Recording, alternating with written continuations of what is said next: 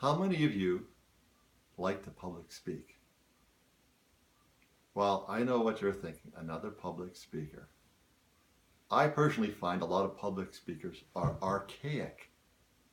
They all have the same rags to riches Cinderella stories. They'll say things like, I was a male prostitute living under a bridge, eating oranges, and look at me now. Well, ladies and gentlemen, I hate to disappoint you, but I'm not going to be making statements like that today.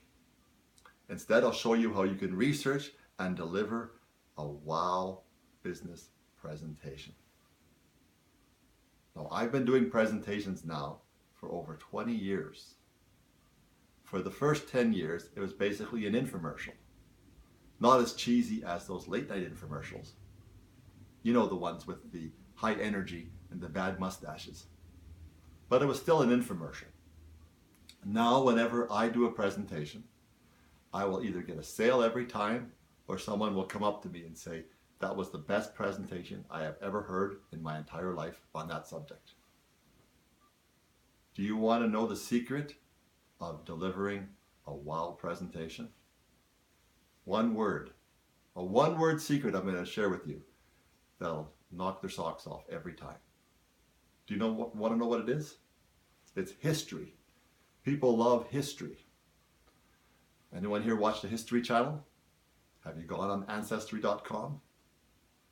History appeals to the smart side of people's brains, and it also gives a nice flow to your topic. There's a start and there's a finish. I'll give you an example. You talk about automobiles.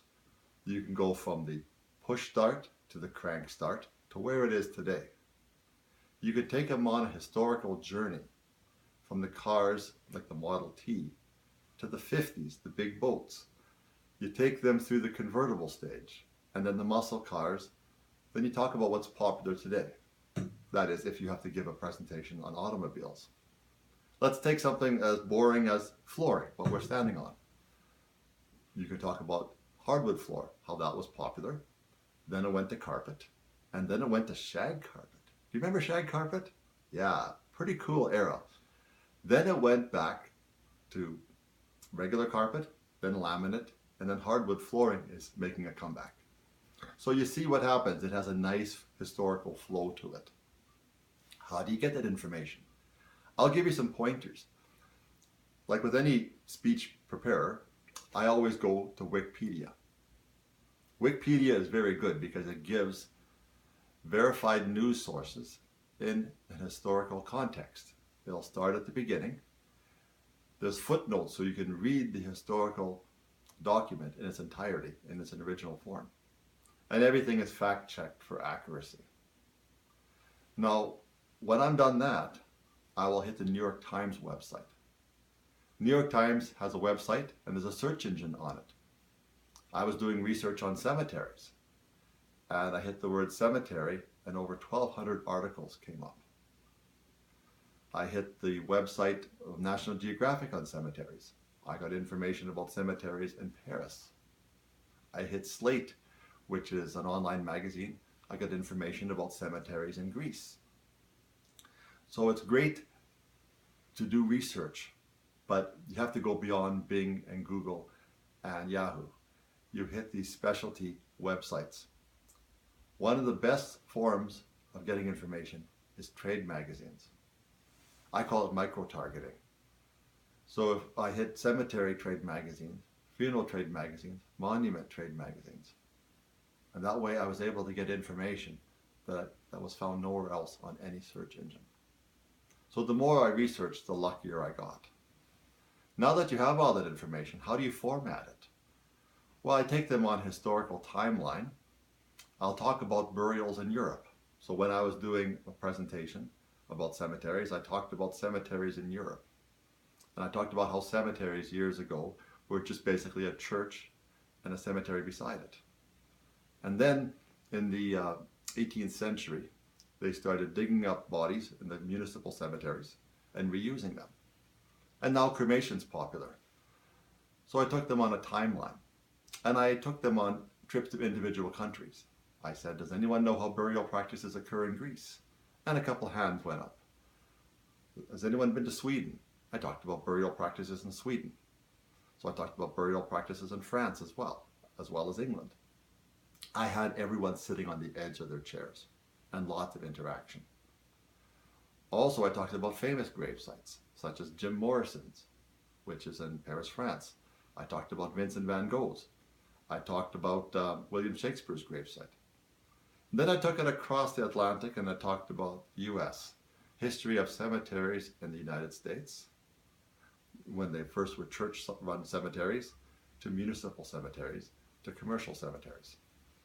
And I talked about famous grave sites like Michael Jackson's or Elvis Presley's. And I went into detail on some of those. Because something happens when you talk about famous people. Their ears perk up. So you go around the world, you go famous, and the history. Then I took it to my community, Thunder Bay, Ontario, Canada. I talked about the history of cemeteries in Thunder Bay and what's popular today. So whenever you're talking about a topic, you end with what is popular today. So you have all that information, then what? Well, I hate to burst your bubble now, but what happens is you have to memorize and practice. I had an actor with a local theater group. He said, acting is very easy to me, but memorizing, that's where the hard work comes in. So for me to do a 20-minute presentation, I will probably memorize it and practice it for 20 to 21 hours. So when I was working in the cemetery business, 1 week before my presentation, everyone in the office would go into hiding because they knew I wanted to practice on that. So I would practice on 5 to 7 people each time. And that way it was a wide representation of people. So if I got feedback from one person, it might not be accurate. It's biased from their point of view. But 5 to 7 is always a good number. Each time I do a presentation now, when I take it off the shelf, I'll spend about 4 to 5 hours practicing it. So how I remember it is I write it down on a yellow pad, I handwrite it, because something magical happens when you handwrite it. It's very easy to remember. And then I'll memorize it word for word for word. Now, does it sound flat, dull, and boring? Of course it does. But when you're talking to real people, you feed off their energy. And also, you have to make sure you have your content proper. So you practice what to say, and then how to say it comes later. There's always a possibility that you could wing it and just talk about a subject that you're familiar with. But there's probably a 50-50 chance that you'll have a brownout and you'll be stuck at a loss for words. My first 10 years, I used a podium. Some people call it a rostrum that I stood behind. And I had my notes of my typewritten presentation in front of me. And I would refer to it. Then after a while, I started standing and doing freestyle. I had bullet points with major headings, and I would look at it and a card in my palm of my hand. What I want to emphasize about speaking is that it's important not to be absolute with numbers, because people can fact check. So I'll say, our cemetery has been in business over 70 years, or we have this many acres. And it's always good to be kind and polite when you're talking about people as well. When I practice my presentation, I always try to make sure I'm finished in time. I went to Edmonton once and gave a presentation about cemeteries, and I asked for feedback afterwards. And someone said, "You were really good, but did you have chocolate for breakfast? You came across as very hyper." And upon reflection, I found the reason why I came across as hyper was because I had 90 minutes worth of information to deliver in 20 minutes. So whenever I do a speech now, if I have to speak for 25 minutes, I'll do a 17-minute speech. So that way, if there's questions, I don't get sidetracked. I don't have that I am rushed effect. Does anyone have any questions? Well, this is the time when I want to find out your feedback. How do you prepare for your presentation? Thank you very much. If any of you need help with your presentation and your speeches, please let me know. I do speech coaching, and as long as you don't use that opening joke about being a male prostitute, living under a bridge eating oranges, they'll never know that it was me that wrote your speech. Thank you.